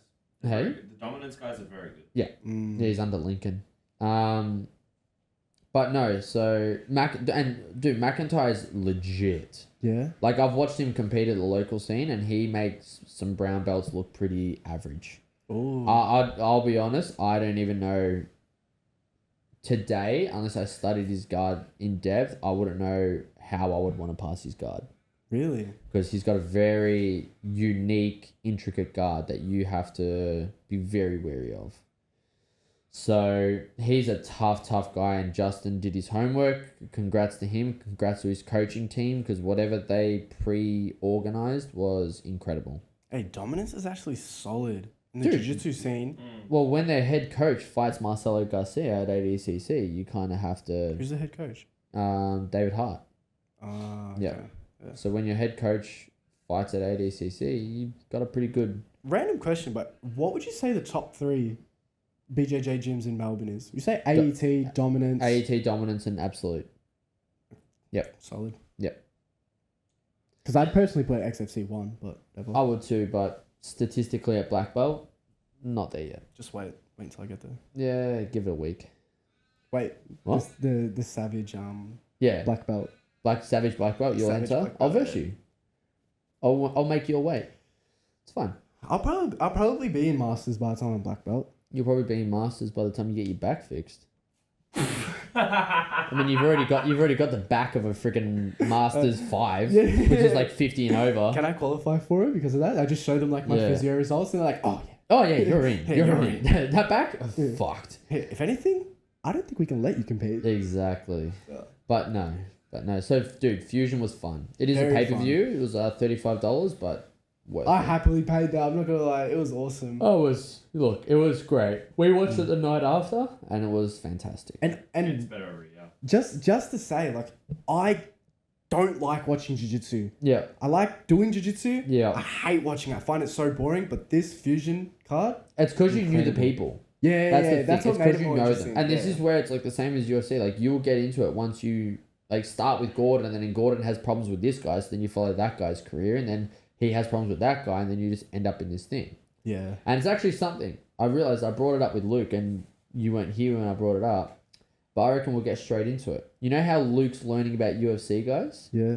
Well, there's not many grappling podcasts out there. And we are the MMA, which is mixed martial arts. Mm-hmm. I'm going to start introducing you to some grapplers. Okay. All right? And I've got one preloaded that you won't know. Okay. So, this is going to be a bit of a... Because everyone knows the main guys. We know, Craig. We know... Josh Saunders. We know Gordon. We know Gordon's team. But there are a lot of people that have incredible records that honestly you don't know about. And this guy, Andy Murasaki, and scroll up, show the face. He is a savage. What weight? 70. He fights at 77. So he fights Mika. He fights Tynan Delbra. No. Yeah, he fights these boys in the gi. And why I'm bringing him up is because I don't know him to fight no gi ever. Like he does. He's done no gi worlds and stuff, but I don't know him to be in like the super fights. And he's on the UFC Invitational in no gi. Who's he versing? I don't know his opponent well at all. Wait, is there like a tournament coming up soon where these guys are all going to verse? They just did it last year. What so was it? Worlds. Worlds, yeah. Yeah. When's the next one? Crown just Oh Crown's my at the days. Oh yeah, dude. So main achievements. Main achievements. First, he's a no-gi world champion, and this is black belt. These are all black belt? Euros is technically a world title. He won the crown, which is an invitational to the top 16 in the world. I don't know the EUG featherweight tournament, but he cleaned that out. And then he's a three-time silver medalist, all to Mika Galvao, which is no punk.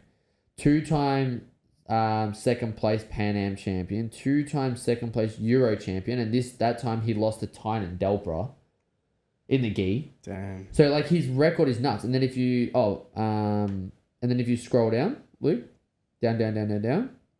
Keep going. Oh my god, it says like his favorite position and stuff like so that. go up. This is where I want you to learn it. But his black belt record. Now 14 losses, he sucks. Yep, cool. On to the next. Go up. 72-14 at black belt with Crazy. 39 submissions. That is an incredible record. So he fights out at Atos. So he's under Andre Galvao. And he's a monster, dude. So his big L's, like if you scroll down to the bottom now, Luke, because it always starts with like their first, like it's year 2021. So scroll down.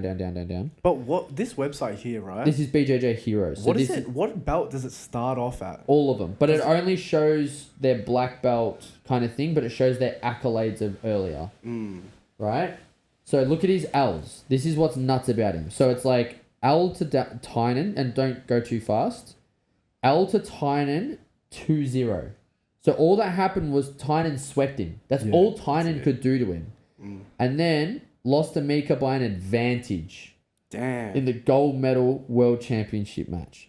Then Mika caught him with an armbar. Mika caught him with I believe a triangle or an armbar in the next one. Armbar. And then that Gutenberg Pereira loss. He lost by an advantage to the 100 kilo world champion. So he sucks.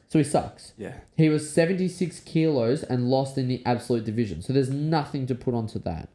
Batista, he lost by 2 points, 16 kilos higher than his normal division. 16, that's a lie. 12 kilos higher than his normal division. Quick math. And then Jonathan Alves is a person that he's had a lot of close matches with. And other than that, look at the wins after that. Win. Look at that, man. And then it's Tynan Delbra. Come on. Like, it's just, he is insane. He just loses to the same guy. He loses to the same guys, and that's it. There's 2 guys at the moment that beat him. Otherwise, he cleans up. Where's he from? Atos. Is he American? American. Okay. I believe Atos is Los Angeles. Where he trains is San Diego or California or something like that. Wait, so why are you bringing this guy up? So these are just to get familiar grapplers with, or does he have a for fight people to start learning about. Okay, what's his name again? Andy Murasaki. Andy Murasaki. Yeah. So remember the name, and I'm gonna start doing this. So when we have a bit quieter weeks, it's not gonna be an every week thing. I'm happy to make it an every week thing, but we're usually too busy with so many other things going on. What's he known for? Just being his guard is insane.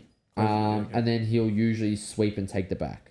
Okay. So he is honestly a incredible grappler, and he's in the gi. He's very exciting. He doesn't like stalemating. It's just him versus other guys.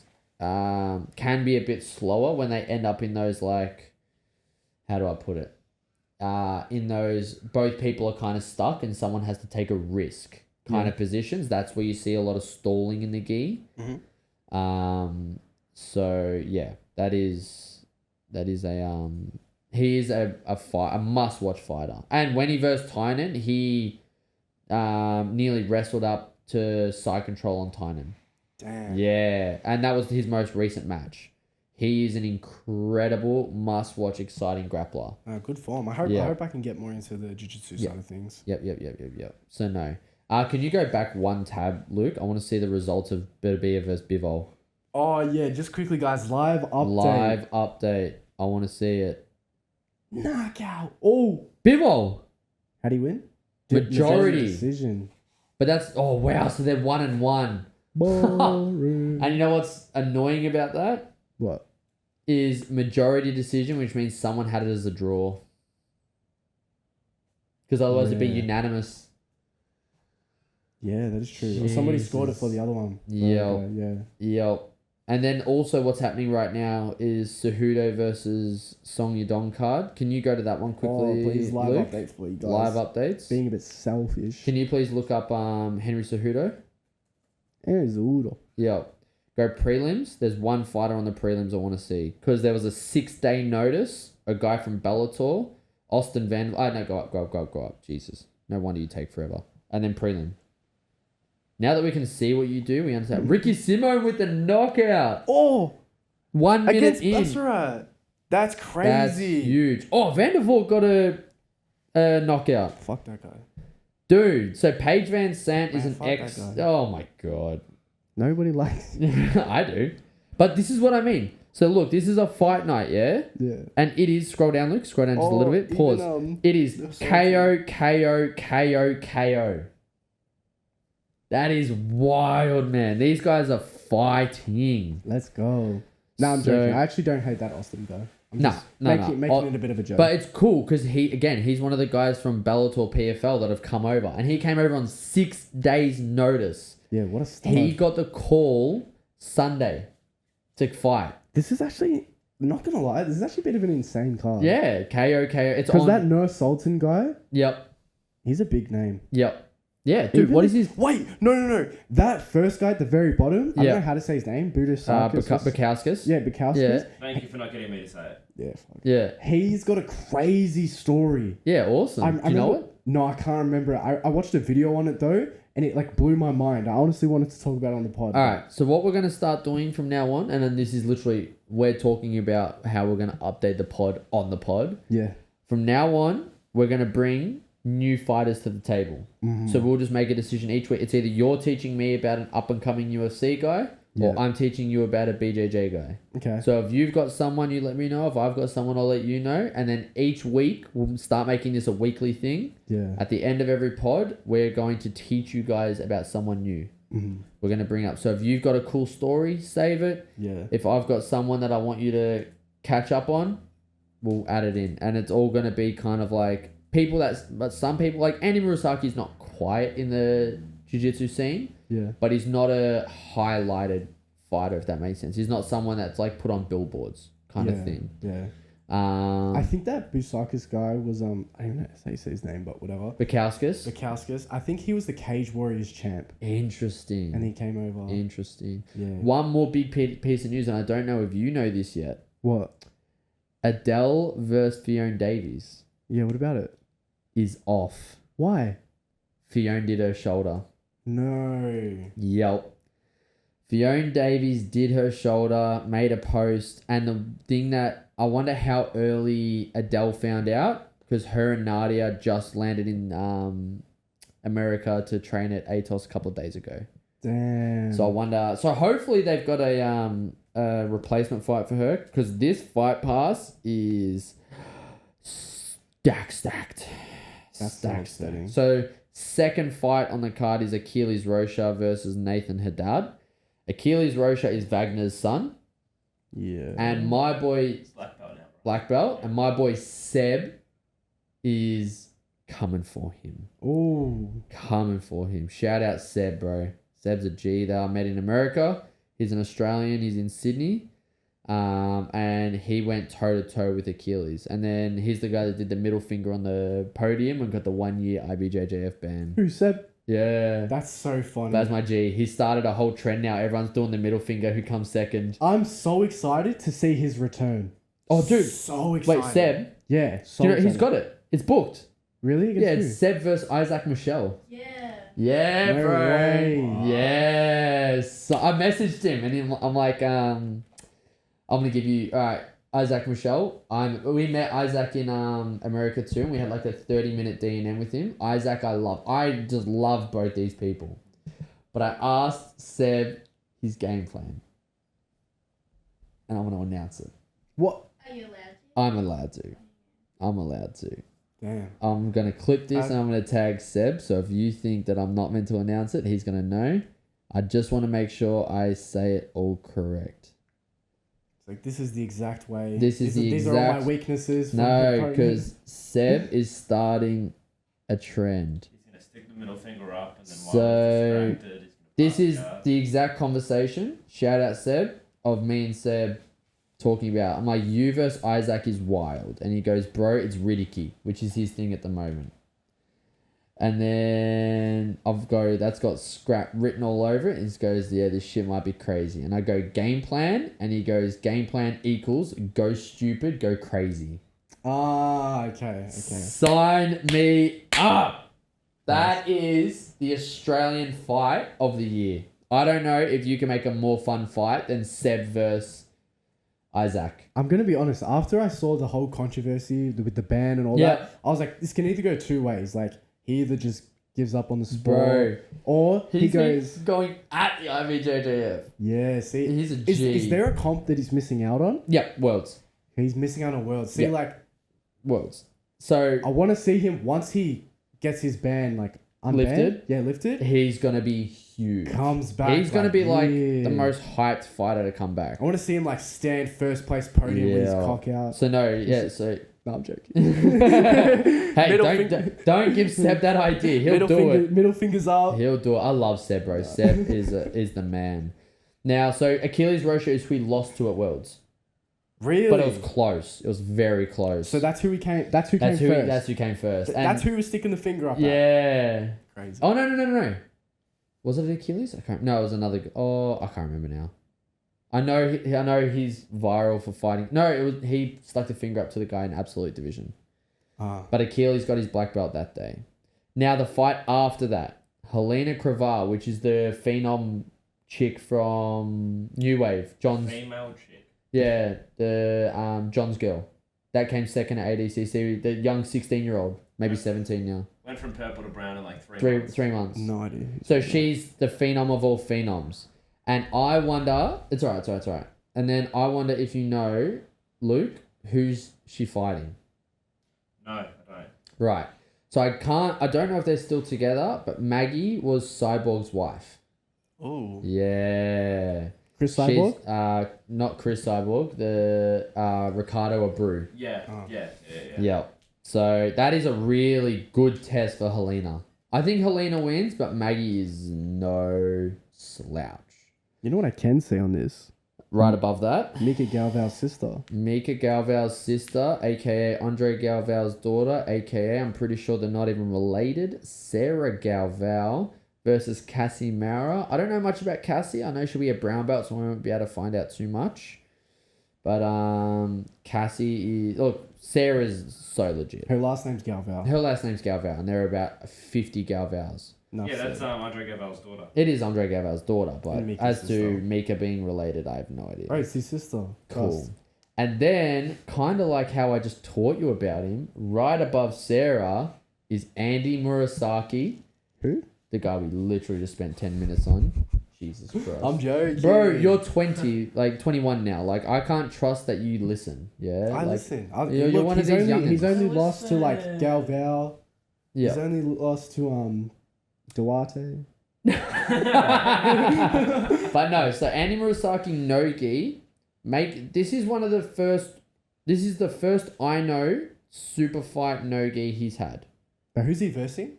I'm not up to date with Daniel. Are you able to quickly look him up? You don't listen, man. Look. I told you all about him. Oh, did ya? Yeah. Yeah, so who is he? So his record's like 50 and 20. Yep. What's his record? Brown belt achievements. He's a new black belt. Scroll down. And 35 and 17. Yeah. Cool. So look, I think Andy's going to win this quite comfortably. Can we just suss where's his his resume recent real fights? quick? Down to the bottom. Who's he recently fought? Mika choked from the back. He's on a few L's. Yeah, look. Andy will win this one comfortably. Wait, can you go back up to his achievements? They're all colour belt. Yeah, not but brown, when like did he last win them? 2022. So he's probably been a black belt for about 2 years. Interesting. Yeah. So Andy Murasaki will take that That's one, sick. and that's It fine. says the lineage. Trains under Andre Galvao. Oh, there you go. Wait, Oh, wait. Wait, is he Yeah. fighting his coach? is he? Oh, no. never mind, Is he no, fighting his teammates? Just No. go to Andy's profile. Andy Murasaki's? No, it's right. It's dude. Turn that Turn left. Oh, tab. Jesus, right. man. Go to the lineage. Yes.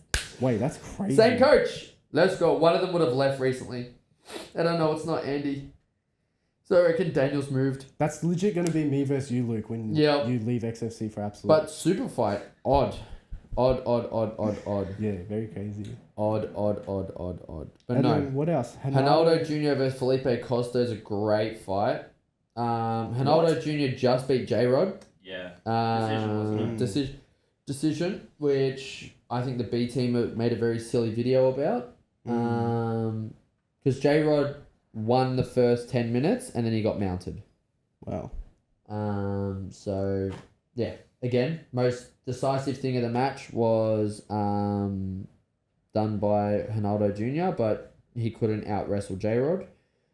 J-Rod was sick leading into that, though, so very interesting. You can see Elizabeth Clay Versus Brianna Brianna. Santos. Now, that is one of the best female fights you can put on. Did you say Yeah. Brianna Santos? Brianna Santa, Saint Marie. Santos. Brie? God. Brianna Santos. So we can predict a broken Costa. leg. Close guard, yeah, no. Broken leg. So Elizabeth Clay is a leg lock specialist. Mhm. And she had a breakout year, I want to say 2022, where she just subbed everyone. Everyone got done. So very, very interesting. Very, very interesting. What can you tell me about Brianna Stimmery? I think that's more Luke's division. Do you know much about her? Plays a lot. I just know she plays a lot of front headlock. Yeah. Guillotine. Yeah. Because you went to a seminar, didn't you? I did, Yeah. So I believe she's a front headlock specialist. I don't know if she'll even get the chance. I think Elizabeth will pull guard. Is she black belt? Yep. They both are. So I think Elizabeth will pull guard and go from there. Brianna's been training a lot with Adele, but Elizabeth is a very awkward body shape. Her record's crazy. 43 and 13. Yeah, she's tough, man. Down to the bottom. Who's her recent fight? Yeah, so she does choke. Oh wait, go down. They fought and she rear naked choked Elizabeth Clay at Worlds. Wow. Interesting. Very Well, interesting. let's see if Elizabeth can flip the script on that one. Wait, when is this card? Wow. This chickies. Yeah, she's a small little tank. Is she? She went on a streak though.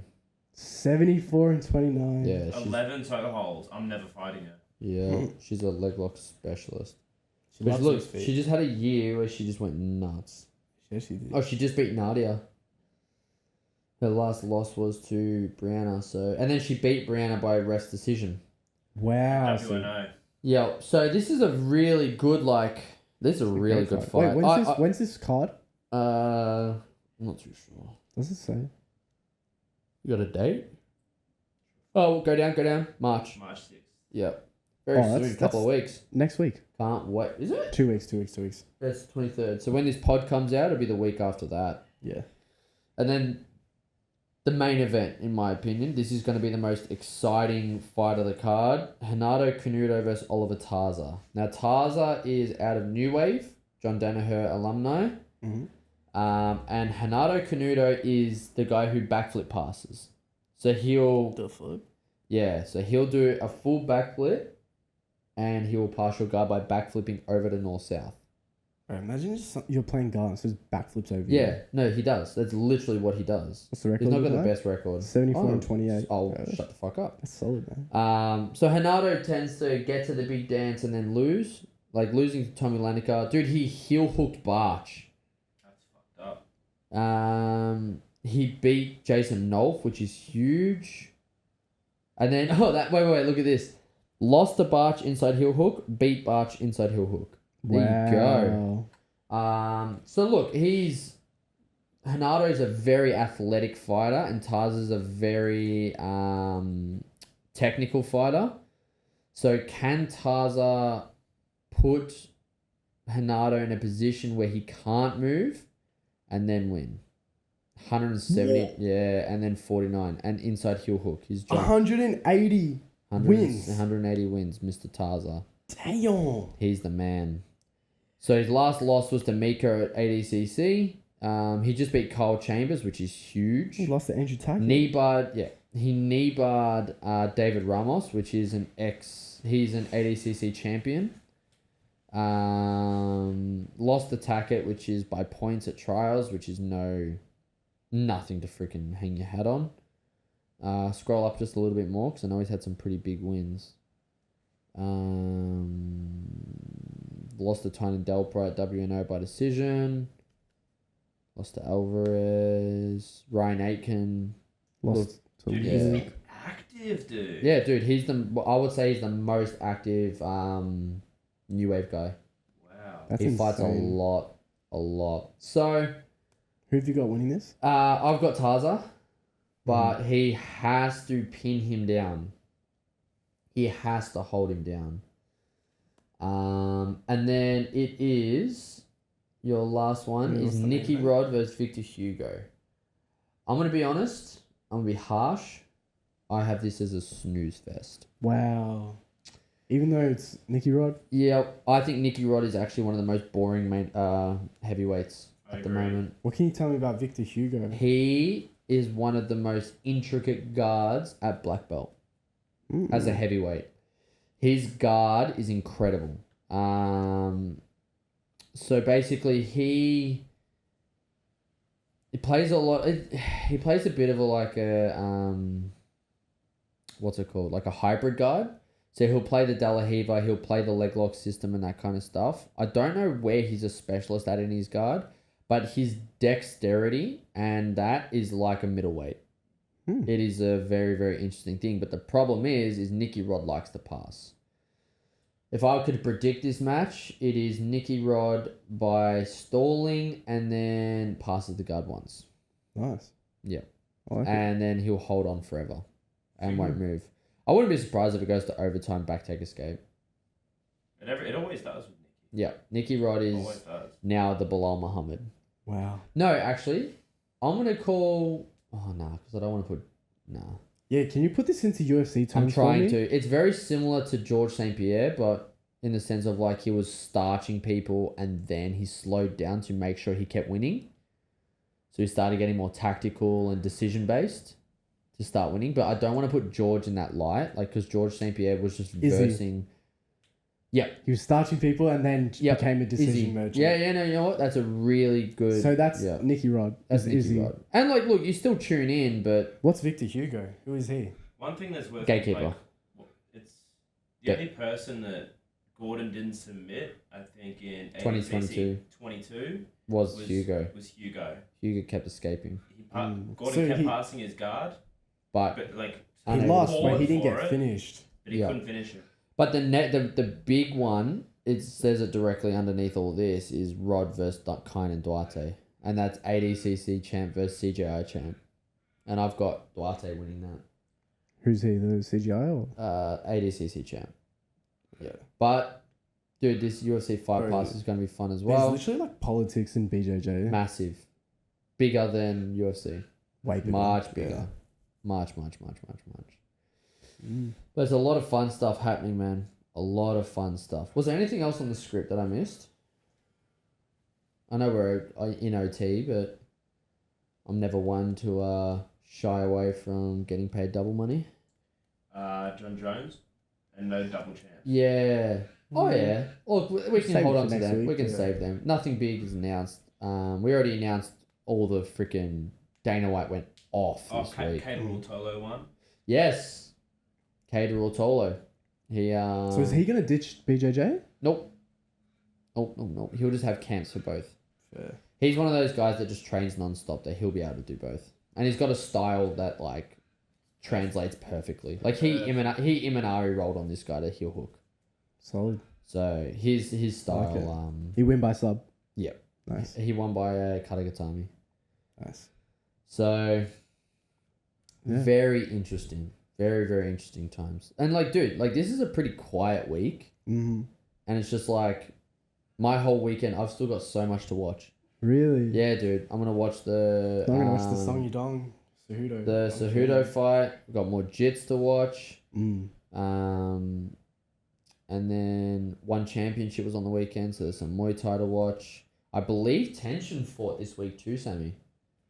I believe Tension boxed and I missed it. Sounds tense. Yeah.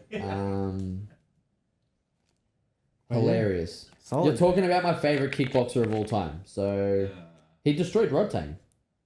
Like everyone has Rodtang is like high echelon, and Tension said, "Hold my beer."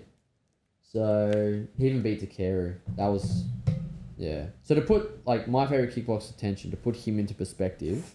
Yeah. Yeah, I can hear all your sound Yeah, I'm effects. just smacking around the mic. Yeah, put him. But to put Tension in perspective, the top pay-per-views are like Conor, Floyd, Manny, and then there's this random fight of Tension versus Takeru. Wow. And that's interesting. my boy. That is my boy. So look, Takeru fights soon in one championship, and I'll have a lot to say about that. I look forward to hearing it. A lot. But you're all good? I'm all good. Everything up to date? Yeah, I think so. Oh, Luke's not even paying attention anymore, so I guess we'll wrap it up. I was watching jiu-jitsu. Oh, I saw. Alright guys, well that has been another edition of the Aussie MMA Mates podcast. Let us know if there's anything you want us to chat about as well. If we're doing things that you guys like, let us know and we'll harp more on those. If we're talking about things and you guys are falling asleep, tell Brighton to be quiet. And other than that guys, have a great week and we'll catch you on the next one. Peace.